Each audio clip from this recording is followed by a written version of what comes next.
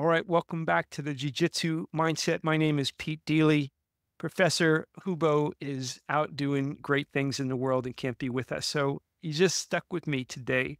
He is likely drinking a cup of submission coffee. It's still unclassified as a performance enhancing drug. And if you go to the jujitsumindset.com, you can order yours and we'll deliver to you every month. I can tell you already that we are going to have a great conversation. And this gentleman is got a ton of experience across a lot of different aspects of life that not everybody has had a chance to experience. And so I'm really looking forward to what's going to be enlightening today because I think you're going to hear stories that might in fact be unique. So Professor Ray Griffin, thank you very much for spending time with us. No problem. Thanks for having me. I'm excited.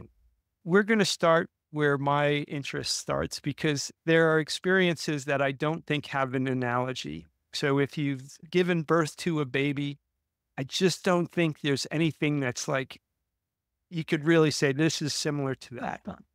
Yeah. And that's just, I think there are certain things that you can describe, but don't really have an analogy. I feel like the military experience, if you haven't had the military experience, may have similarities, but there's nothing quite like the military experience, the combat experience in particular.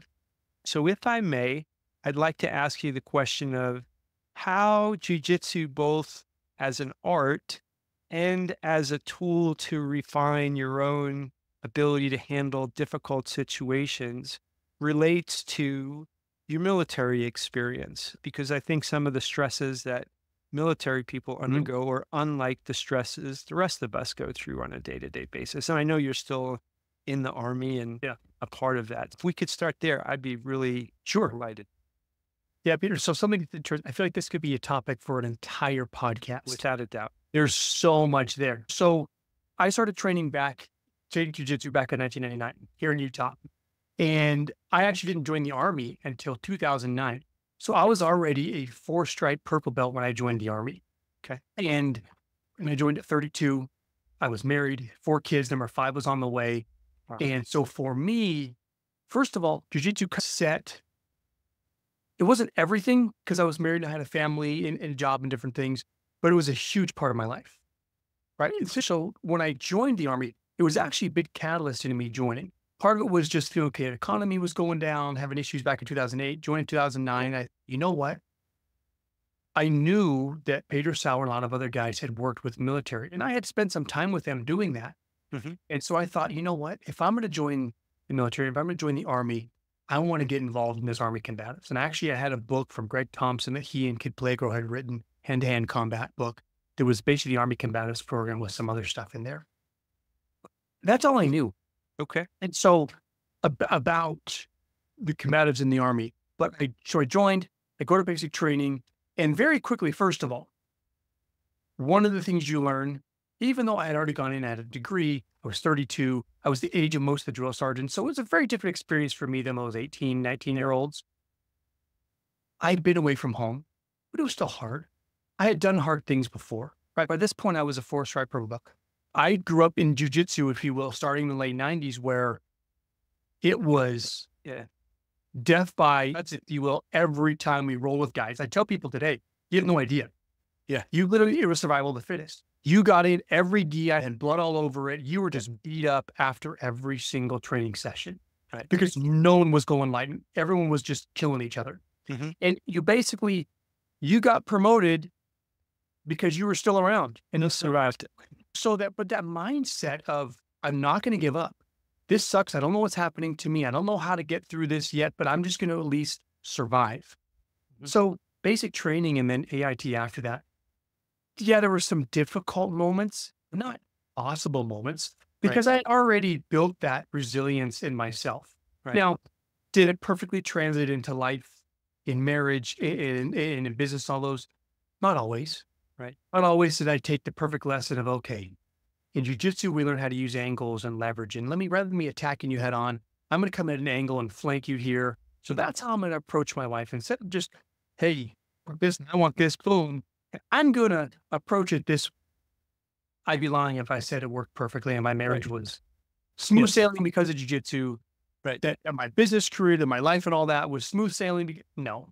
Yeah. However, thinking about that military mindset, joining, being there for that, first of all, basic training, what it helped me do is just calm myself. Yeah. In some of the hardest moments, I was able to find that spiritual dot of what it does help you teach to survive, to breathe, to just, okay, even though it feels like you're right on the edge of tapping, is there a way out? Hmm. Is there light at the end of the tunnel? Am I still breathing? Can I survive? And can I make it through this onslaught? And so there were moments when it was, whether it was a prayer to God or just using some jujitsu and thinking, okay, this moment sucks. Right. But you know what? It's going to be okay because this will end. That was one of the cool things is you always realize a rolling session always ends. Right. Yeah. Yeah, I think one of the things that I try to express to folks that don't have any jujitsu practical experience is that the danger in training is a false danger in the proper environment. Like you're inoculating Yeah. yourself to the true dangers of life by experiencing. I'm very fortunate. I train with a bunch of, first of all, they're killers, but they keep me safe. So there's never a time in which somebody doesn't respect a tap. Sure. So I am put in dangerous situations with the consequences of those dangers mitigated by the fact that if an injury happens, first of all, it's probably my fault. I should have tipped and I didn't. But that, however, to hear you describe that as you moved into situations that the consequences were in fact real. And I'm curious, we experience a level of violence in a jujitsu training session, probably different nowadays from when, the early 2000s and late 1990s, when the ethic was a little different. Getting beat up was a way that you trained in a sense.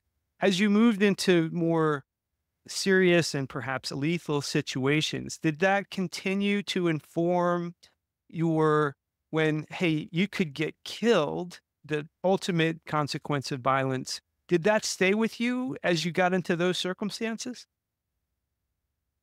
Yeah. So an interesting thing, I remember when I first started jujitsu, I don't know if it's because I was already the oldest of 7 kids. I knew I wanted more in life than just to be a mat rat and just do tournaments. And for me, it was about the practicality. So I remember early on talking to Pedro Sauer and asking him, because he would go back east and work with Frank Cucci and the SEALs. So I would ask him, okay, so what do you teach the SEALs you don't teach us? Right. Is it pretty much the same thing? We just add a little extra intensity to it.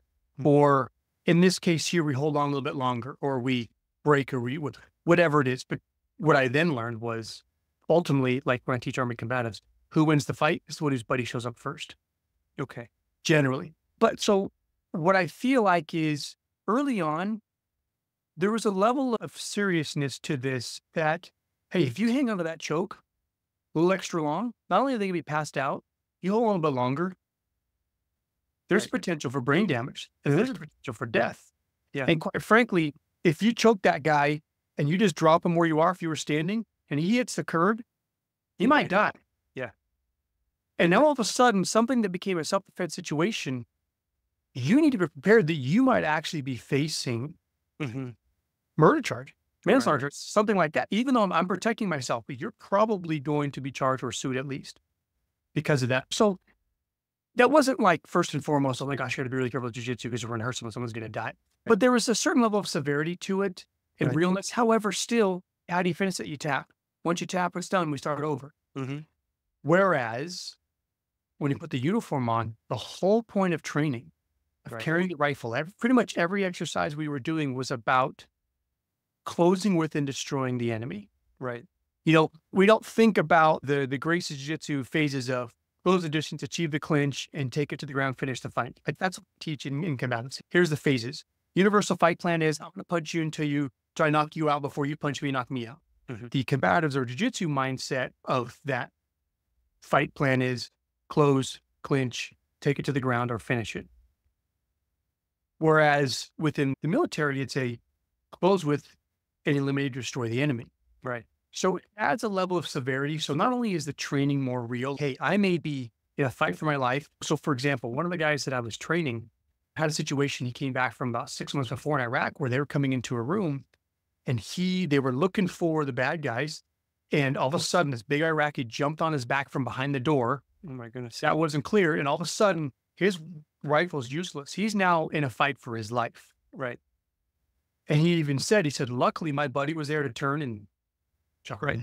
But if my buddy wasn't there, if I was alone in this room, I was fighting for my life until it was either him, right, you're right. So there's a certain level of severity that you have to take into it that, hey, if you end up in a situation where you're using this for real, the only submission in combat that matters is death. It's eliminating the threat. Now, okay, I worked with a lot of military police as well. And so for them, if they're on base, you got to driving too fast or who's drunk, that's not really an option. Okay.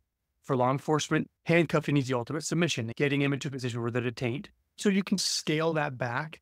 But thinking about that, what I do feel like is understanding that within the rule set of us training, we still know at any point we can go live.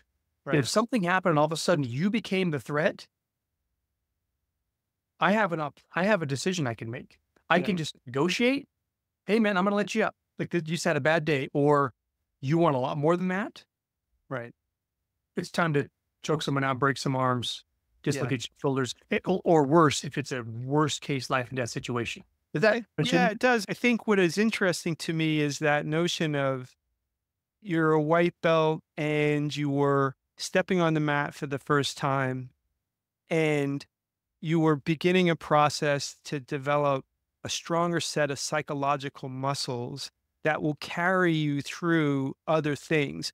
Hobson Moore on this podcast had a story of his wife was having a set of twins and there was trouble with the pregnancy. And he steps outside the room and he knows it's a serious situation. It could go any different way. And in his mind, I grab my gi and I'm in there for another round. And so I'm fascinated by, hey, these experiences that involve trust, safety, and danger are ways in which you can inoculate yourself to the most serious things that could happen to you. One of the things you said to me as we were talking before we recorded that I'd like for you to reflect on is that the soldier is in an unequivocal, a very clear circumstance. They know that they have to close the distance and destroy the enemy. However, it's also true that the enemy is looking to close the distance and destroy them. So there's a clarity of conflict. And I always think about the consequences, the post-traumatic stress, how do you transition back out of life that goes along with this. But one thing you said to me that was interesting is that in your day-to-day life, in your neighborhood, in that when something breaks the norm and then you are the recipient of violence, that in some ways that can be as bad or worse than combat because you thought you were safe and now you're not. So maybe you could talk a little bit about that type of violence too. Yeah, 100%. So something we didn't talk about then was, so one of the things I teach, and my wife and I teach to groups, not just women empowerment courses, but I teach in my jiu-jitsu classes and in separate courses is situational awareness. Yes. And one of the things that I bring up with that is the Cooper's colors. And you've got white, yellow, orange, red, black. So the Cooper's colors meaning your state of awareness and state of readiness. White's blue sky, nothing's wrong, you're not oblivious to the world. Black is full on catastrophic. Your brain, your body is just shut down. You can't even act. Right. Yellow is I'm being aware of, okay, my surroundings. Orange is, hey, I'm in a situation where maybe I'm in a foreign country where I'm in a city that is not safe and I can hear some gunshots or I can see that there's some movement. There's some things going on that I don't feel safe about.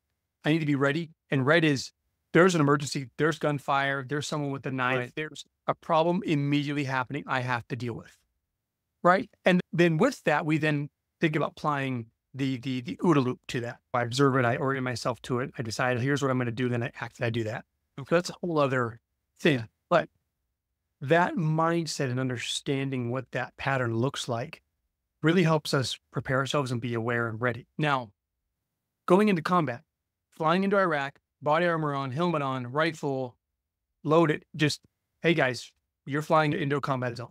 So Right. we fully expected certain things, right? Mortars, rockets, fully expected that there were people there that wanted us dead. And we were there to, if they're the bad guys, to close with them just for the enemy.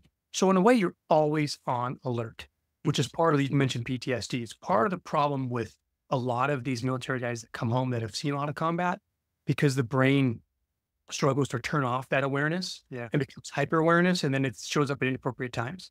But in combat, again, bad guys, it's either me or the bad guy. And it's going to be me. So that's my job, is to, now, thankfully, I didn't see heavy combat. Thankfully, I was in a position that I was able to I was on the base, but I've trained with a lot of guys that have, and just talking about that for them, a lot of them was just, oh yeah, as a bad guy, cool. My job is to make sure that they are no longer bad guys. Right. However, thinking about that situational awareness, when we go to Walmart or Costco, Yeah. we're not thinking in the orange or red light. There's about to need to be an emergency. Right. We really are probably more in the yellow, meaning we're just being cautious, being aware, seeing abnormalities and just processing that.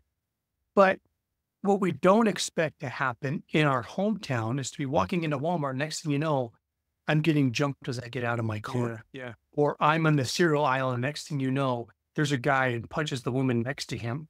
Or a woman grabs a baby out of some lady's cart and is running with the baby. Like, you see videos of that stuff, and what do Yeah. people do? Yeah. They freeze up. Like, their brains can't even comprehend what the heck is going on. It's similar when we see situations like where there's active shooters. You get people that immediately react. Usually there's been some level of training there. You get some people who just freeze completely, right? So you got fight, which most don't do. Flight, so the running or the freezing. The Right. fawning, just, I have no idea what to do.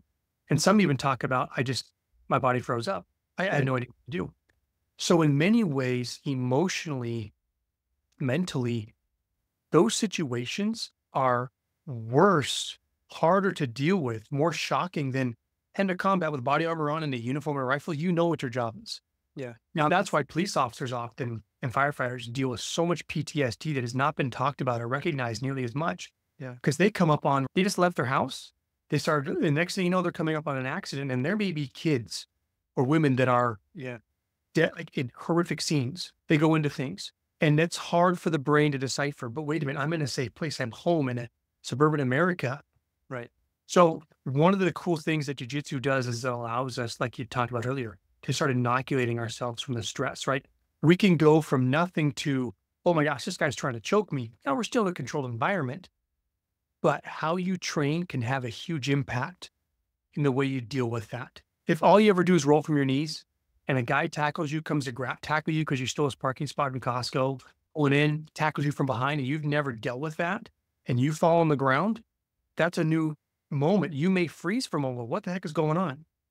But if you train enough, especially from that kind of practical Right. real sense, your brain's going, oh, here we are. Here's what I need to do. Okay, it's time to act. And then we act. Yeah. Hickson has this expression about educated instincts, like that you can take your instincts and actually shape them to a certain extent. And look, you slap hands, you bump your fists, and then you go to it. Right. It's still a switch, and that switch gets flipped. And all of a sudden, Yeah. you were talking about a technique, and now you're fighting. And that sort of psychological flexibility, that in one moment things can be one way, and the next moment, I think is useful even in a business setting. You come in, you're getting your review from your boss, and now all of a sudden you thought you're having a conversation and your boss is, we're going to talk about you exiting the organization. Yeah. There's a violence of sorts that comes along with that you can train for. Okay, hold on, let me not make things Sure. worse, and Yeah. let me just be flexible in that. And there's a million things that we could talk about in that manner. So as I represent jiu-jitsu as something that creates that resilience, Sure. it's helpful for me to hear that all of the things you just described, and I know you've trained along SEALs and Green Berets and law enforcement, that these tools are applicable in all of these extreme circumstances. When you think about your experiences as a fighter, and you've been in fights in a variety of different circumstances, I know that you could answer this question probably 5 different, 10 different ways. But what comes to mind when I say, what was the most impactful fight that you've been in? Because I have an opinion that those circumstances both shape you and reveal you at the same time. Like something happens that's different as you go forward, and then you learn something about yourself in those conflicts as well. So, can you tell us a little bit about that? Yeah. Yeah. The one thing I was going to say is and I didn't want to interrupt you when you were talking about the business side of things, Yes. was that having been a business person, I've got degrees and I've worked in business and sales and in marketing and in management for a long time in different capacities. I remember having an experience specifically where I had a great client, building actually 2 or 3 really solid clients, and I was maintaining and doing really well. Commissions were good. And I got called in. It was like a Friday afternoon. Hey, man, we got to talk. What's Right. Hey, so we appreciate what you're doing now, but what are you doing to grow for next? Because you can't just rely on what's going on here now. Like, we need to see you doing more. I'm thinking, I'm the highest producing guy in the office, like setting some records in the company, milestones before anyone has. And I was just told, oh, but that's Not fine. But enough. what else do you do? That was like, and I literally, it was like a jujitsu moment. I had to go, okay, Yeah. breathe for a moment. Cause I was ready. What happens? The guy grabs your collar and all of a sudden he puts his arm, his blade right in your neck. And you're like, oh my gosh, that hurts. I'm ready to punch this guy in the face. Yeah. Well, Yeah. that's not, we can do that on the mat. Start the class. So instead it's, okay, breathe. All right, take a moment and then communicate. And then, okay, respond quite frankly in that. How Yes. can I use this? And it turned out to be a good conversation. It worked out, but I definitely could have reacted emotionally. Be like, are you kidding me? How would that have gone? How Well, does it go if you're training, if you're white belt and you're training with a blue or purple or brown, especially black belt, and Right. you go for their neck right away, you're in their guard and you reach for their collar? What happens pretty much every time? Right. Arm Right. bar, sweep. Yeah. It never ends well. Right. Those And that, people yeah, don't- I love what you're saying because jujitsu, it's the gentle art. And Yeah. one of the things that one of my favorite people is Professor Jason Hawkins, and he wrote this book called Light on the Gentle Art.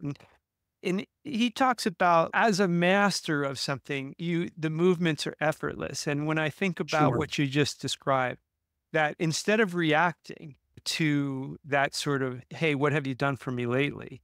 To instead flow with that person and be like, okay, I understand what company needs, what it needs. And okay, you're here to represent what is effectively an Yeah. insatiable need to grow and grow. Okay, let's just meet that where it is.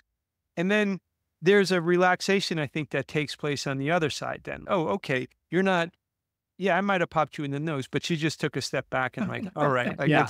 I don't have to necessarily come back and Right. whack you either. The one thing people do forget though is just remember, Right. and the same thing in real life, in jujitsu, though it can be the gentle art.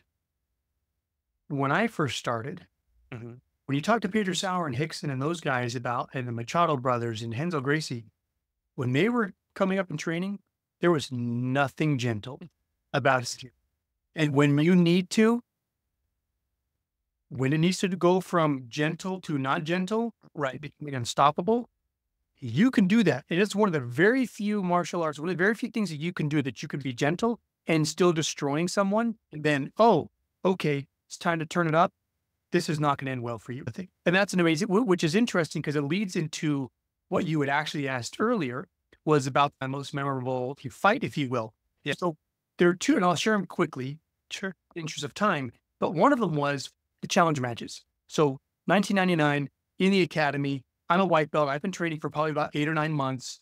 And locally here in Utah, in Provo, Utah, was Brigham Young University. Mark Schultz was the wrestling coach. And whenever he had hot-headed guys, he'd send them over to Pedro's academy across town. He'd call and say, Pedro, I got a guy coming in.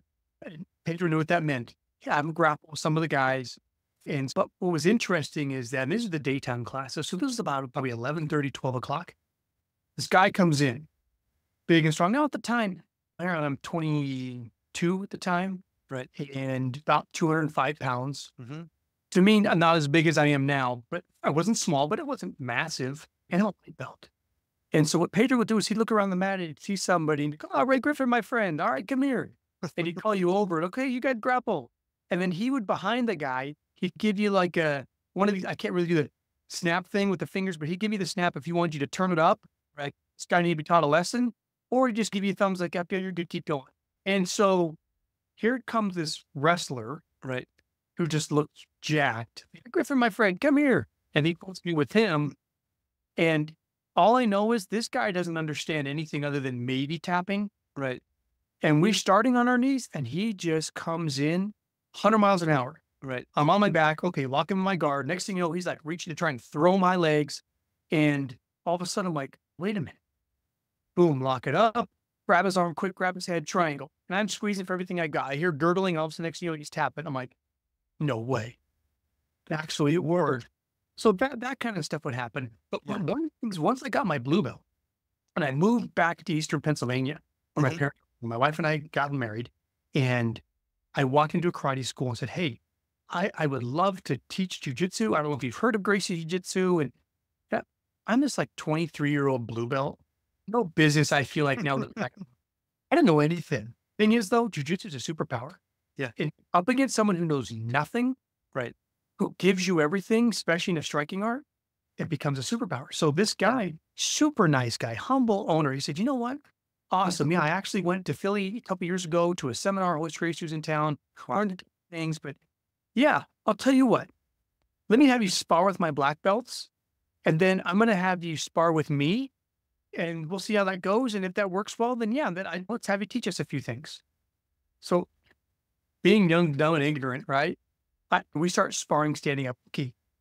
One of the cool things, especially early on, was, okay, if you're training jiu-jitsu, maybe you're doing a bit of Muay Thai, you're doing because all these guys were either fighting or wanted to fight. Like, it wasn't uncommon in class to put gloves on, just going for it. Right, and right. We put everything together. It was just a free-for-all. It's an MMA environment, really. That's all they did. Challenge matches. Some of them were grappling, but most of the time they ended up with strikes and stuff. So, fine. He says, okay, everyone, we're going to start sparring. This is Ray. And I'm there in just my jiu-jitsu gi with a blue belt on. I got all these black belts lined up. He's okay, we're going to start sparring standing up. And I have these Harbinger little bad gloves and no headgear, nothing else. And we're just starting. I'm thinking I'm good. I'm getting tagged in the face. They're kicking me, all this. Right. After a few rounds, then I'm like, I'm not quitting, but this sucks. Then he says, okay, guys, because they had done a little bit of grappling. Okay, now you can do stand up and you can do grappling as well. We start over in the line, and that big old tough black belt comes in for a kick. And I just, boom, catch that leg, drop him, pass him, mount him, choke him till he's gurgling. And he's like freaking out, so I let go. Then move to the next one. Comes in for a punch, get in, clinch, take down, mount position, armbar. Right. Just worked my way, even with their strikes down. By the last time, the person didn't even want to strike because they were worried about it, because they had never really trained that. Yeah. Then the guy said, okay, everyone, come on in here. He said, okay, Ray, here's what we're going to do. We're going to start. He said, I'm going to do you a favor. We'll start on our knees, and I'm just going to come at you with everything I got. And I want you to just do whatever you're going to do. We'll go to the tap. I had watched this guy sparring. We're talking Kyoku Shinkai karate. If anyone really knows Japanese karate, you understand that Kyoku Shinkai it's very practical, close range. It's brutal. When these guys train, it's almost full contact. You're lucky you've got gloves on, and some of them work here. But they're tough. Right. There's something like, he came in and he just started smacking me in the head. And I, like, for a moment, I was like, what the heck is going on? So I'm just covering up. Next thing you know, I've got him clinched, and I pull him in, and he's now coming for my face. And he grabs a hold of my face. Now, he wasn't actually trying to rip my eyeballs out, thankfully, because being a young blue belt, I had no idea what I was walking into. But he was reaching for my face. I could feel digging into the side of my face. Next thing I'm like, wait a minute. Oh, scissor sweep, mount, armbar. Wow. Okay, let's go again. Goes again, and pretty much the same thing. Okay, get there. But this time I ended up just doing an armbar from the guard position because he kept reaching for my neck. He was like squeezing. I'm like, holy cow, I've never had someone squeeze like that. But that moment of, whoa, what just happened? To all of a sudden, oh, wait a minute. Arm on my throat, turn my hips, legs over, arm lock. Oh, it's right there. This is easier than a jiu-jitsu class. Yeah. Yeah, that's so fascinating. You had educated your instincts that even against somebody who was masterful in a different kind of discipline, the principles work the same. So if somebody's arm is out, that's an invitation to, For me, it was when we talk about being inside someone's guard, you don't want your hands above their pecs. Where you would do CPR, never take your hands above. Because what happens, you're open to arm bars, sweeps. Your center of gravity goes from like here to like all of a sudden you're tipping forward. You can get swept, you can get attacked. right. But all of a sudden I realized, oh, but it happened to my daughter just a couple months ago. So she's in the Army, National Guard as well.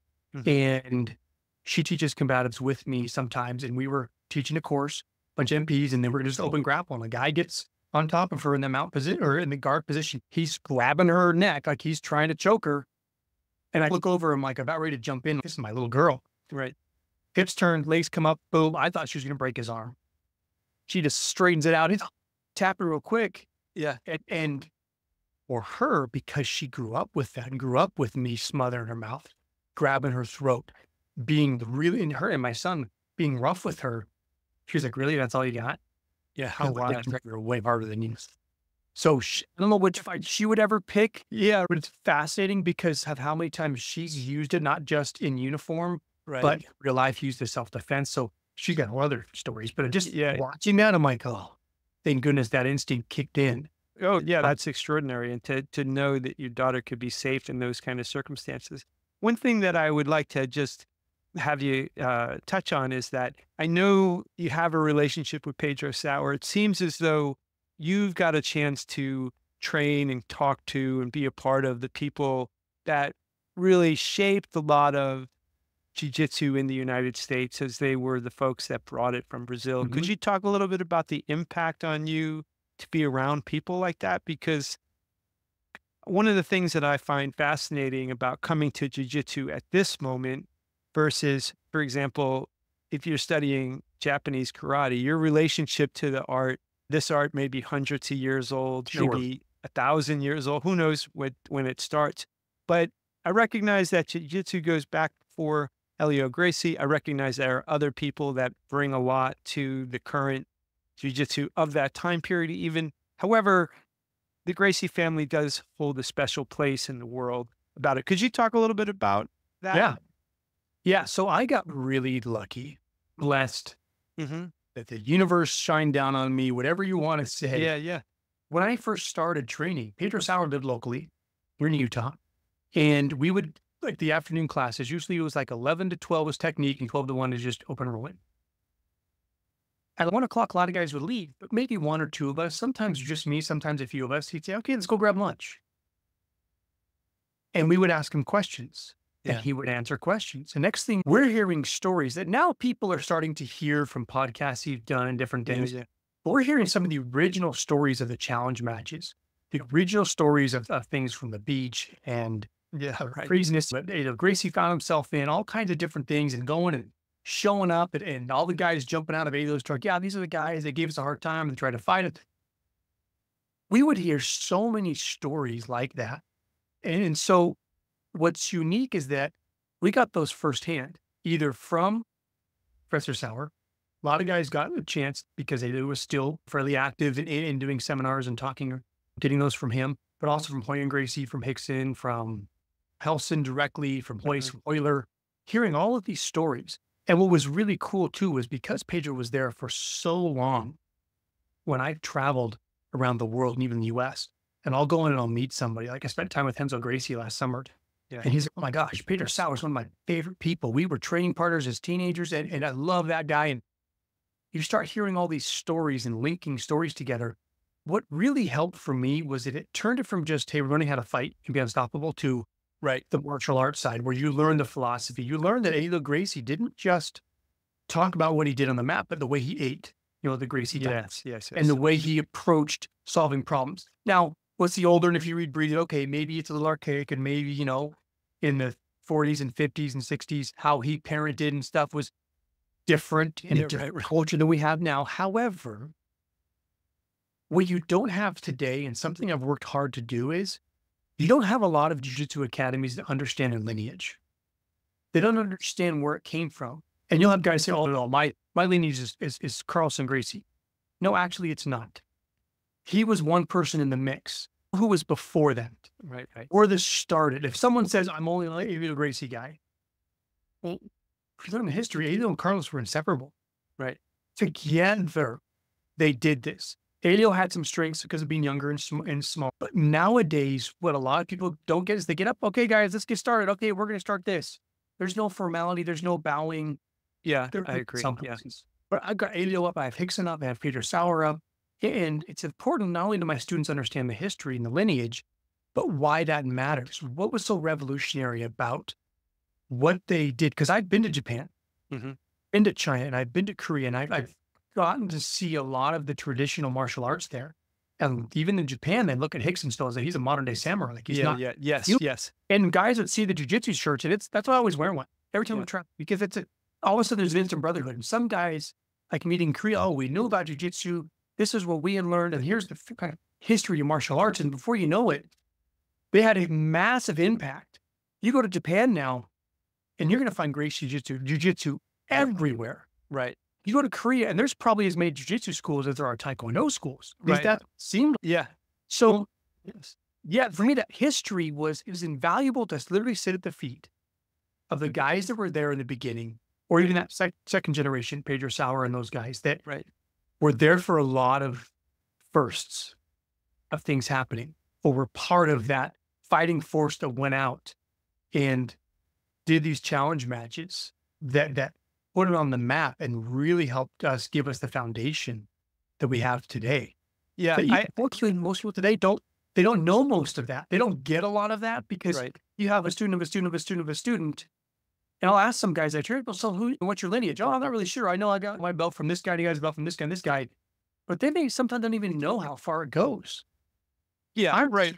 Lucky. It's you were so close to the source, Maybe. right? Yes. Yeah. And by the way, next time you talk to Pedro Sauer, you can tell him that he was on the podcast a long time ago, and I'll see him in 2 days. So please tell him I quote him nearly every podcast, because one of the things that he said to me that just stayed with me, because he said, look, to be great at jiu-jitsu, by the time you reach that, not everybody, but so often jiu-jitsu will squish out the bad parts of your character because it will require humility. It will require respect. And what I have found is such a generosity in the jiu-jitsu community, particularly among that elite, for lack of a better term, teachers, players, all of that stuff. And having brushed up against professional boxers, having done some of my own little journeys into different martial arts, it's just athletics and other martial arts. I haven't found the same thing. And I like what you said too about like retaining the formality, because there's something about protecting the mats as a different space than off the mats. If you bow, if you treat your gi properly, if you respect the professor and teachers and coaches in a way that kind of makes sure that space is different than off the mats. And I think that there's a lot of benefits to having some place to go that's not like other places in your life. You go train, and there's, when you talk about the brotherhood, I think about, it's not the world's most social human being. When I'm on the mats with those people, my training partners and fellow jiu-jitsu athletes, I have a different experience with them than I have with people in the other parts of my life. And I value that extraordinarily.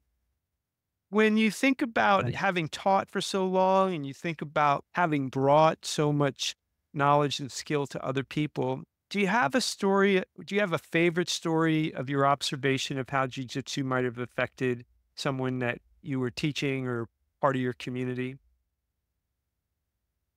Man. Yeah, I was thinking about this earlier because you sent this question over.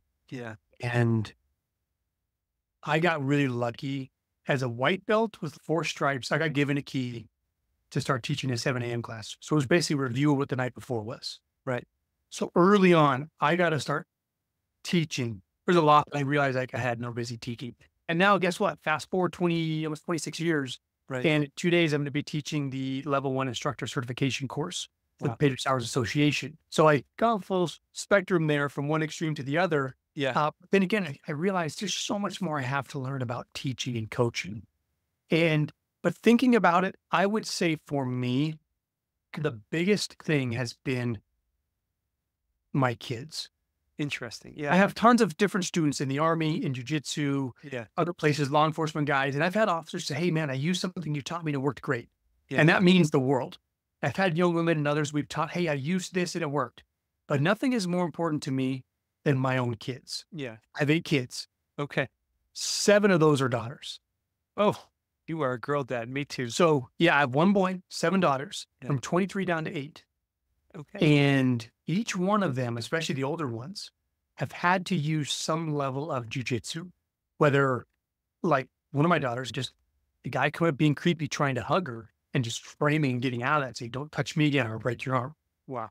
Having my oldest daughter, again, her experiences in the Army where she's teaching or she's just there learning. All of a sudden guys want to roll and you get these guys going extra aggressive because how dare a girl beat me, and it being able to keep her safe Yeah. Yes. from getting smashed, be able to survive until she could come out with a submission. So things like that. So to me, I'm like, that's huge. The other one is my son. So my son is now 19. He's at Northern Idaho College. He's a heavyweight wrestler. He started wrestling his freshman year. Freshman year did not go well. Okay. He got destroyed because guys would shoot for a takedown. What would he do? Oh, we just lock him in the guard. Why am I right, losing? Yeah. Yeah. Yeah. So it was a hard transition year, but hard because of the physicality of wrestling, especially Yes. the high school he was at.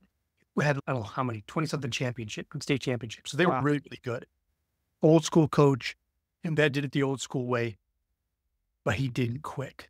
Mm-hmm. And sophomore year, he won about half of his matches, but it still was hard. His junior year, all of a sudden, he's getting bigger. He's stronger. Now he's going to heavyweight, and he's now causing a lot of guys some problems. 3 years into wrestling now. Yeah. And what he attributed to was his learning jujitsu, his ability to move and understand weight distribution in hips, and me working with him helped with resiliency. And 2, one of the coolest things to ever watch is him using self-defense or using jujitsu in these wrestling matches. Wow.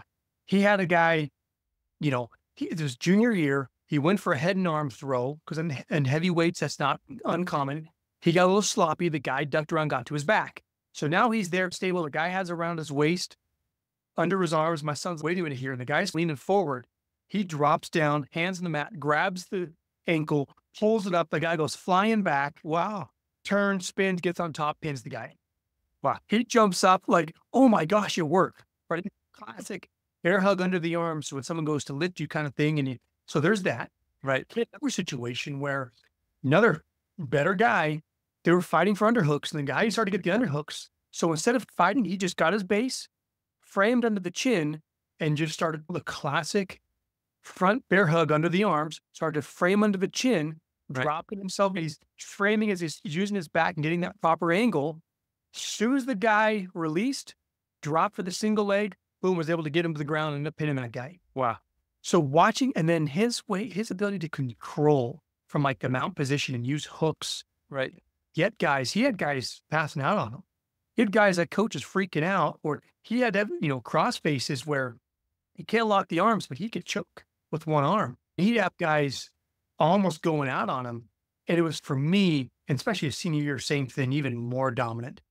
It was so awesome to watch him take jujitsu, he's done since he was born, and wrestling, which in some ways are very different. But where could he start combining and weaving those together? Yeah. It made him a different kind of wrestler. Right. So totally different No, and what than I the daughters. But it's so, what I love what you're so saying, like, rewarding as a father. yeah, I mean, in my mind, I have 4 daughters and 1 son, and we have a blended family. And Mhm. what you're saying to me, that carries I think as a father, that there's a certain capability in the Yes. children's lives that will give them a chance, because there are things that are not overcomable, but give them in many circumstances a way to protect themselves, and that they Right. couldn't otherwise. But the other thing in the stories that you're saying is that your children, like you, have adopted the notion of persistence, and that they are resilient Yes. in the face of, you don't go from it being a tough freshman year to being excellent in your senior year if you give up. And that they have that sense of, hey, we can just keep going, because you have to have a certain devotional quality in that circumstance, because you have to be able to imagine that you won't always have this level of skill, that you won't always be like this. And that Right. imagination that says things look like this right now, but they can be different in the future is hard for some people because Mhm, it's, mhm. you can give into despair. You can give into, oh, right. Actually, what I see right now is all that's available. And that I think the most successful people in the world have the imagination that they can commit to. And things can be different. Professor Ray Griffin, I love talking to you. I'm so glad that you spent some time with me, and I'd love for you to come back at another time. You also seem to know everybody in the world of jiu-jitsu, so maybe Not everyone, I'm working on it. yeah, My journey has definitely been different as a dad, as a professional life. I'm not one of those guys that got to just do nothing but jujitsu. But then again, the level of reward that I feel like I've gained from jujitsu and how I've yeah, been able to take and turn around and put it back out there right. has been an experience that so many don't get. Yes. They're hard to beat. So Yeah, yeah, that's been awesome. there's Thanks, not a Gary. Yeah. ton of there's not a ton in the world that has that sort of return on investment, right? It's Right. Oh, something yeah. that what you put in, you get back, I feel like so much more. We Professor Lucas and I started this because we didn't want people to quit. That was like one of the main motivations. Because like the Yep. language, you just so many people quit and they're learning their ABCs and they don't get a chance to form sentences and then make their own words. But thank you again so much. And like I said, I hope you come back in the future and we'll talk. We got so many things to talk about. Awesome. Would love to. Thank you so much.